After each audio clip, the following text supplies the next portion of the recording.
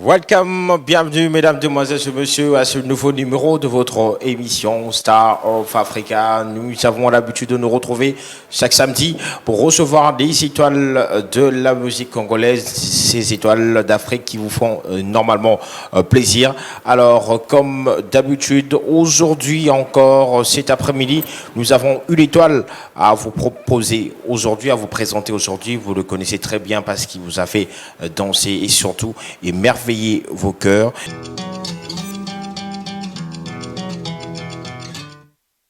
Il s'appelle Bunafilé, le full boss, le patron.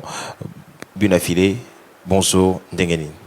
Bonjour, Achel. Kimi en Angola, Nzambe, ça va? Angola, Nzambe, ça va? Ouais. Toujours sentir un peu fatigué? Non, bon, vu qu'il y a répétition, tournage à clip, pour l'album, il y a le samedi. Le samedi. Ouais. Ok, dans exclusivité déjà une émission où Yodombo que le samedi, Soko Zaraki, où Yeba quitté album, il y a Bunafilé Zobima, et Zobima Lelo. Alors Bunafilé, déjà orchestre, ça va? Ouais, ça va, ça marche. Alors Lelo, vous avez la leader et ce salon d'Engeni, est-ce que ça facile ou bien ça difficile? Bon, le baranzam, mais soit après vision, après ça on a provision. Oh, nous sommes à passer, sommes à Nzambe et comme on facile. Ouais. Nous sommes comme facile. Ouais, mais la difficulté peut amiquer, ils ont un tête que toi battu. Lelo ou t'es pas Fabregas, alors n'andenge abandé que diriger, est-ce que aux humains expérience il y a à l'accès qui okuna? Normalement, il faut nos expériences parce que ça, place na oumel, place na fan, place na baki si peut savoir rebeller, na peine une expérience ya maestro. Vous avez vraiment une expérience à Maris. Ouais. Alors, beaucoup de personnes de l'eau s'est posé la question Bunafilé a yebaki ndengenini que c'était le bon moment pour Kalongwa. Bah, si les alakini. Non, bah, tu vas au Kamoate. Bah, tu vas moni Kolongwa na kin. Na musique à Congo, mais tu sois Longo, après ça, chance. Attends, la Longo, na monnaie, ben, gire, ben, silt, ben, dengue, tout, na Facebook, bah, ko dénigrer tout ça bien mani ça ni pour moi na babaraka ba musicien parce que les gars moi na baba on la follow donc ils arrivent à temps ça m'a permis que ça m'a bon yo au sentait qu'il y a un que ils allaient qui temps na yo ou bien ils allaient qui battre ba pour ça qui ou bien destin te sentais que et attends ngai et destin ngati Nde yango olongwe ok au meka ko salani mais on a remarqué que uzara ki wana na light music Villanova ba voko na yo ezaki ba voko bande ko salani ni et puis oye na mauvais temps une chanson qui a cartonné qui a même c'est parmi les numéro 1 il y a un album wana cursus pour Salaki. Alors personnellement est-ce qu'il y a wana ba signe au lobby que non oui le lobby n'a filé je peux faire un titre et que peut cartonner hors light music, hors Fabregas. Après, il faut assurer quand on a un camna yo. Mutu mote a mi pesa, mutu nyonso mi pesa a chance. Mutu mote a mi pesa libabe ke non ndeno sala go simba tena. Pona conviction na lena ngo. Ba ke na sa bula bien, so na sali bula bien.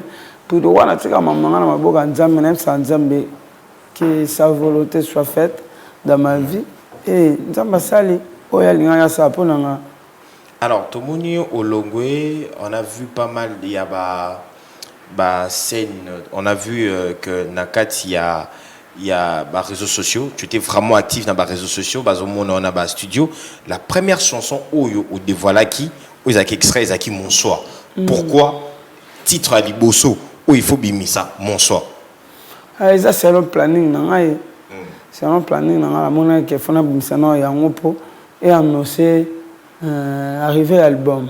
Si on a soit un message qui ou like sabiso ou pe sabiso. On a pas sabiso message que batu bati ko juger batu na ba parents. Mais tout ça ça li choix na e botika za libre ça choix na e. Donc nga kina ndo ba blo mo bongo eloko mutalandela mutu na e to bien wote mo bale mswa ko za pempiaka maza mayele.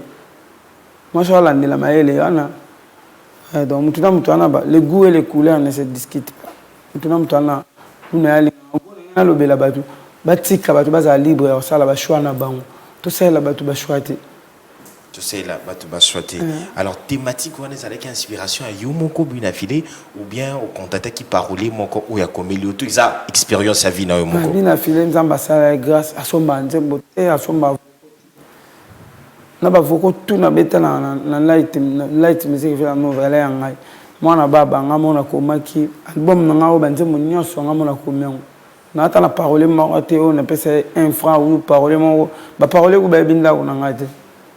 So ba bengi ngana na téléphone na nzembo mona sa ba na so mbati. Ngonza mo permettre na so ma so mais le quoi mutu na ngelo fonctionner na je préfère na mbaka ba blo na ngai. So yo ki banzembo na ngomona ki yana linem na ngomo boy.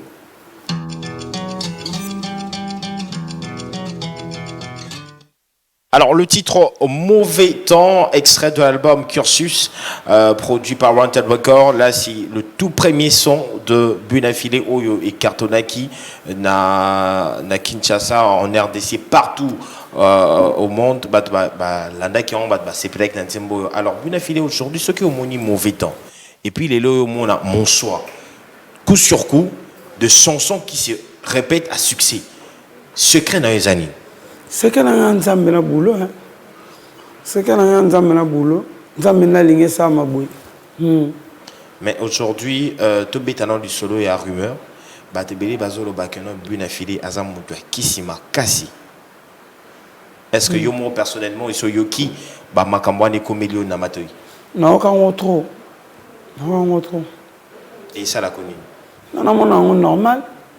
Namona normal baloba bongo na dans la liste so bato baloba bongo c'est que ba changa la liste ba grand c'est que mamna sala on dirait comme ça bato ba mona ke na ko sa ngote et puis pona bato balinga ba limiter nzambe ila lisumu comment nzambe sala mutu grâce no bolongo la comment nzambe bo valoriser ka satan boko miti nzambe incapable donc nzambe ko pia mutu succès nzambe ko élever mutu ka satan zala ce qui na ayo kangande na lobat. Ok, alors Bunafile, Yomoko Zobangi ça a été succès au coup sur coup. Parce que le premier ça a succès qu'on soit ôté, mais qu'on maintenir succès wana. Et Zobangi ça a été. Non, on a toujours une zambie. Si une zambie vision, après sa provision. D'un zambie après ça succès. D'un on a cinq après pas ça sagesse, intelligence, na encadré rapide. Nous ma casse na ngamona okokate. Moni succès ko memona okoko même poli pour na succès. Ozo maladie pour na succès, so ça va maîtriser. Okoko perdre pe carrière pour na succès. En gros, soutien l'équipe va soutenir c'est Nzambe. Na senga Nzamba cadrer ngapo. Na ba maintenir, na ba pour maîtriser succès. Oui bah pour maintenir, pour maîtriser succès. Alors soit na yo déjà bah titre déjà ils a un peu mystérieux. Dans le sens où tu as na Villanova, Mauvais temps. Tu na premier titre Bimisi, Mon Soir. Après, album, c'est reculer en avant. Reculer devant. Reculer devant. Pourquoi Bablo vous a compliqué Bunafile? Reculer devant, c'est un concept. Mon temps où tu as un groupe, tu ne sais pas si ça chance. Ok. C'est tout personnellement. Ngamo batwana ba esimba msubana ba esimba te banze moment kwana imba kuna ngwana esimba te do faire ekilinga yana bato msubana ba bonne chance ba faire avancer nga alinga na mitie na katikati loko église au milieu du village bato bando faire ekilinga na mettre bango en valeur bato bando faire mettre bango mélanger bango sali reculer devant donc une chose impossible hein, mais nous voulons la rendre possible. Okay. Ouais. Donc, bah, force, il y a tout le deux pôles. Na bateau bandé kondimeloté, na bateau bandimela qui ou sangisi bango. Reculer devant, donc reculer date devant c'est le moins impossible. Mais bis autres qu'on seront possibles. Ah, très bien expliqué. Je pense qu'à la maison, vous battez pas. Comment on a la raison tant on a mis sinzé mon choix. Ok. Toi là une période à Canet. Canet betama venait se fali à contrôler terrain. Bon ouais. Mais sur fabriquer des épaves et contrôler le terrain, les algues déjà impossible à niveau là. Bah on l'a bon sur le terrain, puis en plus quand il betama, les algues déjà impossible à niveau là. N'a pas s'appelle Zembo Batuba yoka. En plus so tali son nanga na so ya ba son ya vena biso fali pupa na ba son ya maïs au Fabregas ya ndemoti ya bango ya plus na qualité que yanga. Bon pour ne pas que ba monsieur belé na ba tonga na kuta na terrain ton na tsaki mon choix. OK. Au moins que ba son nanga ya bango ya ningi moti ya bango ya plus propre que yanga. Ya na ba bloqué ko ça que ba yo kanga te. Mais ba to ba yo kinga quand même. Et est-ce que ça qui par curiosité té ndé ba yo ka ki yo? Ce qui pèse là qui ka bongo nga problème ya ba yo kaka. Ata mutu ayo ka ki pour critiquer. Ata mutu ayo ka ki par curiosité. Ba contribuer ka no yo kango. Dans les ans fa ki ka ba yo kango na ba manière wana nyonso. Nga problème ya là qui messages à capter. Mutu ayo kango na position sur ligne nga messages à la kaka capter. Et on a vu que Nanzembo wana mon soir Buna Filé à Boaki ba DJ Belé puis ba poser question mon kolobi faut valoriser ba toyebi que mingi za la soka longwe atandi et tandelo ya ba journaliste à Boaki bato nyonso tout ba message nyonso tout ba boaka na musique mais yo préféré lelo ou valoriser ba DJ Isaki yo isa concept ya yo moko bien si ton entourage. Ouais, concept nanga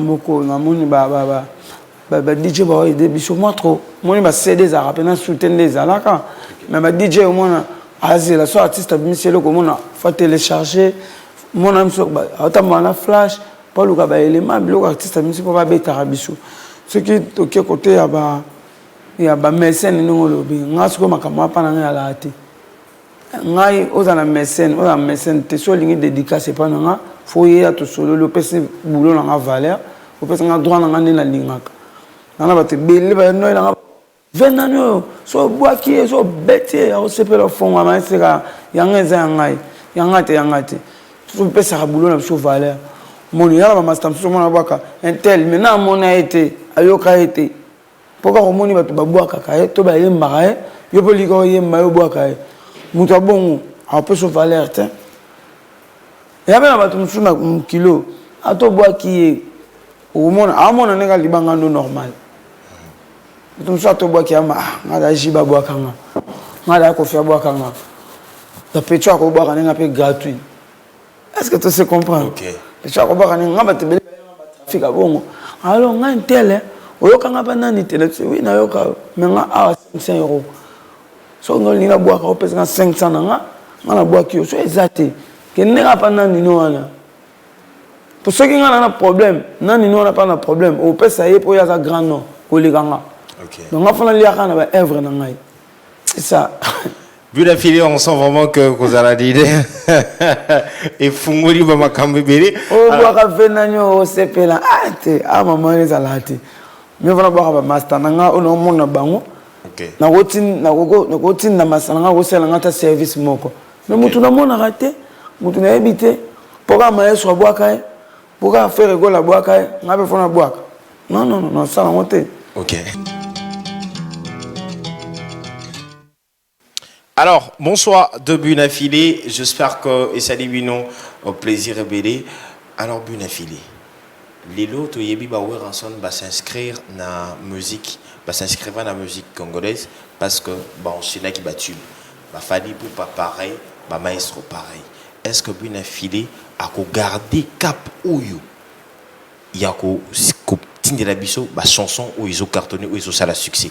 Est-ce que vous en avez la capacité ou ya ko garder cap oyo? Mais c'est qui n'aime ça na ngai. Non, ça na salate. Mais c'est qui ça na ngai. Ba effort na sala qui peut pas tuba ka nzembo. Du jour au jour na sala effort pe na multiplier kaka. Ba effort pour ba tuba zana nga ndi ba ya minga. Donc en fait, nga faut na travailler. Na robeta tout le temps. Faut travailler. Na sala ba travaux mo ya makasi les sous pour na pesa encore le meilleur de moi. Pour na pesa encore o l'équipe o. Ouais. Na koki ko mi chat nga mo ke bo changa bo kotisa nga bo ndima nga ati. Nga faut na sala no ba boulot ne ko sala ke ba tu ba maintenir nga na place au fond za. OK. Alors place wana je pense que au Tikalawana. Parlons maintenant de la vidéo Oyo. Déjà vidéo mon code déjà la image a dit bosser à tournage à clip et poser qui problème. On a solo balelo batwa ko simbi kisi. Le titre Vanité. Cette inspiration Bunafili. Pourquoi d'abord pour un tout premier album un titre comme ça, Vanité? Et ça peut être un titre. Moi, j'ai un album, Vanité, Compliqué, Terminus, Mon ex, Mon choix, Amour perdu, Ingratitude d'amour. Ok. Album, j'ai un livre. Moi, tout à l'heure, comment avancer mon nanga net nzemba bongo parole ya komanga te parole ya tikelo nzemba bongo te parole ça le nzembo ya jour yo okufa akanisa ngote les aba nzembo na ngai ngamo na komaka na remarqué que moi jalousie côté trop entre biso ba tout pour na ba bien matériel. D'accord. Na mona que ba tout toujours tala mingi nde to na bomo to yebite ke liwa pesa le nzeto zo bosana o mona muto on ni masala muto mabe o kanisa ya okufa te. Nathalie pe baba nebele lo bazo souffrir pour ba parents na bango ba kota mabele mais peut-être ba parents ba lena ba mbongo. Nathalie ba master misusu nenga ndo za na master na mais master kufa atika bana ya kipa bana master na eti. Mais tant master za ki ya no lo ba ça c'est notre fils. Omoni en gros tu na kota na cercueil message à souke za ki na ngana sabatu boy. Ozana ba immeuble, ozana l'hélicoptère, ozana nanda kusoya combien de niveaux. La maison la plus chère est ça, cercueil. Parce que prix nango oye bangote. Ngolo kufa, prix nango ba so menango oye bati. Donc ngana ça va tout que to sukara nandako. Ouais. Donc ils appellent message ça ba tu ba kanita que ayembe ngo ba na bi ke kongo ya bongo. Ayembe bonga linga kufa. Liwe za rapa nzambe. Liwe ya rapa mutu te ka lobi. Ba tumso ba lobi que ezali place au koti bazo l'action déjà liwana ondenge kozala yangwana au précipité au yembango déjà ce qui na côté place bongo boy et ça spiritualité nous en a posé la spiritualité na talent boy na bimsango physiquement normalement on a secret si na mutaki sa solo ya mamangai na tana bimsango boy te na TV ouais et dans un message ba tu vas comprendre bien tant nzembo bimi ba to ba yoka ba comprendre nini na loba.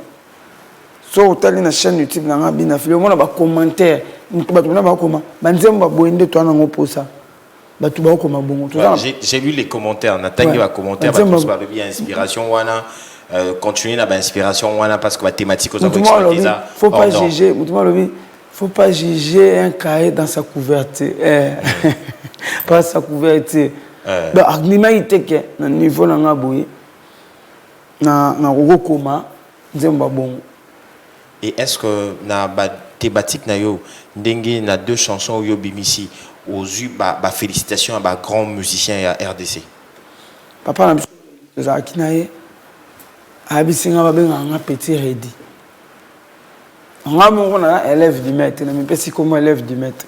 Papa na mso ready tanga yo kinze mwana mon choix. Ayo kinze ma vanité abi non mwana tu mérites okoma bien.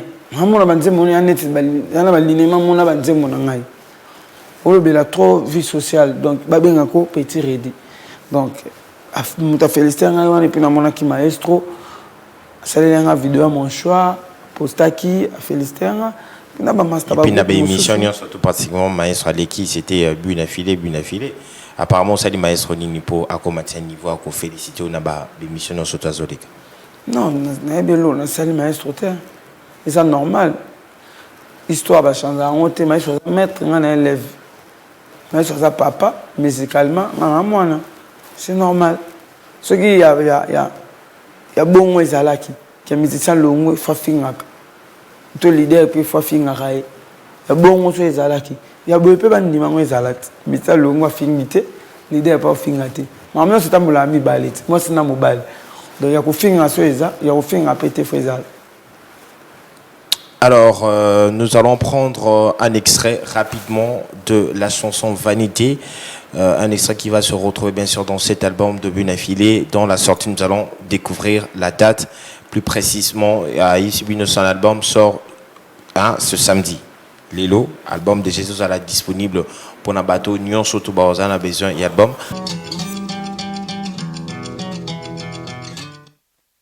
Bunafili, quel est l'apport il y a Marie Missa mon musique na yo? Idole nanga. C'est Marie. c'est Rebecca Malopé puis c'est leur bon ba idole na bango on a évoqué même dans Nzembo na ouais on na tant que c'est Maria Koufaki to lela ki o mobemba on na tseye c'est na frère na Jonathan li compagnie na ligue parce qu'il y a pas les lisaki mokili. Et tout le monde qui a regardé jusqu'à présent, bonne relation avec ancien collègue Nayo et à Villanova parce que tout le monde dit même que au Saïdi un clin d'œil dans Katia Nzembo. Ouais, bonne relation là ou pas.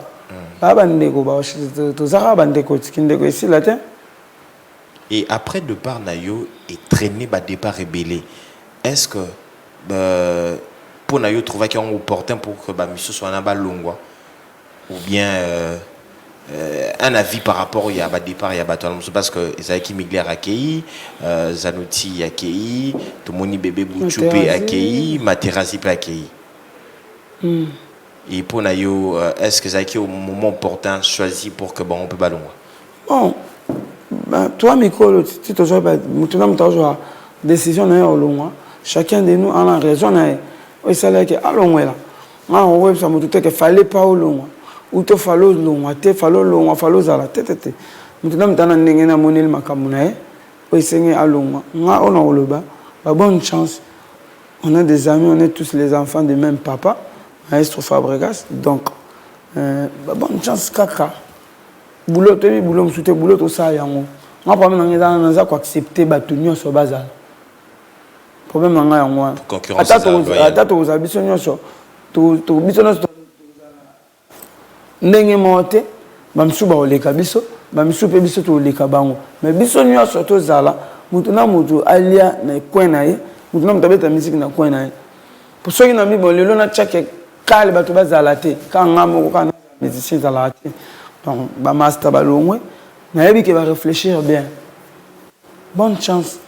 Est-ce que le Bina Filazo visé ba disque d'or pe? Bon ils ont bien disque d'or. Ils ont bien pour la vie artistique. Mais on a tout nanga. On a début à carrière. On a nos carrière. On a ce qui est créé carrière. Maintenant ça fait la musique qui va payer un disque d'or. Alors l'album Nayo, est-ce que ma collaboration ça? Pourquoi Binafila préféré Ayem album Yemoko? Parce que dans mon colo idéologie. Nous avons mis ça dans la carte nanga. Vie à moyen p, vie à couleur nanga. C'est marame belé c'est na mi ba ker nanga ngamoko. Na pese ba mélodie à ba guitare. Ngamoko na monoko guitare c'est beta ngobo. Nous avons mis ça dans nyosho la carte nanga. Na salon bien. Et après album est-ce que Binafila a projeté deuxième album? Normalement deuxième, troisième, quatrième, cinquième. Na koti dans la kata ya nzela ngote. Na tika les kawana. Alors nous sommes arrivés à la fin de cette interview. Alors qu'est-ce que tu peux dire na ba fan surtout au lelo bazo sepela na yo oyo convaincre bango oyo bazo sepela na musique ozo sala ba thématique ozo sala royebisa bango nini? Merci beaucoup na ba fan na bonne musique. Ba tunyo so ba télécharger ki nzembo na bato surtout ba wewa na ba DJ merci nzamba pa mola bino ba DJ nyoso na ba wewa nyoso nzamba pa mola bango pour na soutien de ba soutenir nga parce que ba salenga gratuit et pardon promotion gratuite nzamba pa mola bango merci na bato ba beta ba nzembo na ba mariage merci na bato ba to ki nzembo na ba tindelaki bandeko na bango donc nzambe pena apambola bango grâce na monde na komi lelo pour un programme lelo samedi na beta na couloir mutoto malandi na matete juste na couloir wana bana na so mutoto ya matete qui sent sous lemba nga surtout bana qui sent en termes de production ça vraiment présent va reculer des ventes donc tak na ba kermesse tout na obetaka ils ont à des fois so obetaki au moins faut obeta lisusu mais au début il y en a ça avait nini na concert donc tu vas vraiment quand même que tu obeta tu bandi 22h 4h et puis les 7 n'a encore dans la zamba OK les 7 17 septembre na encore na Zamba to balinga musique ba ya to beta musique ba to ba s'abonner na chaîne na chaîne YouTube na Bina Filet TV pour bazo album na lelo à partir il y a 0 heure no cha bilo on y sona Bina Filet TV. Merci à l'équipe technique mobile puis merci na yo moko. OK. Ouais, merci. Alors banga essayer on voit que ce stade. Banga félicitations et pardon, merci na ASBL il y a Londres de batinde la kinga trophée. OK. Et dans salinga bel accès que nzembe kati ce comité Londres. Merci na vient na msuti to mabwidi parce que bango ne baza na liena batuana ya Londres. OK. Ndenge ba pesa ke trophée ba pesanga a opesanga ça la sincérité. Peut-être que les gars pas batu msusu ba ko yape ko finango. D'accord. Donc merci na pesi batu nyonso ba talanga bote CGI 20 Loulou Général Tubitango Fort Arnaud Wambi Igor Wambi Mokili Mobimba. OK, merci beaucoup. Nous sommes arrivés à la fin de cette émission. Un grand merci au boss Pelka Obama. On n'oublie pas le patron de Pacific Palace, Paul Bindo Moussambali, et mon habilleur Yaf Makolonde et Lataka. Et surtout, n'oubliez pas de vous abonner aussi sur notre chaîne YouTube Star of Africa, donc au Betiango, au Kotiwana. Tu peux facilement t'abonner et avoir toutes nos émissions de Star of Africa avec les différentes étoiles que nous avons déjà eu à recevoir dans cette émission. On se retrouve prochainement. Au revoir.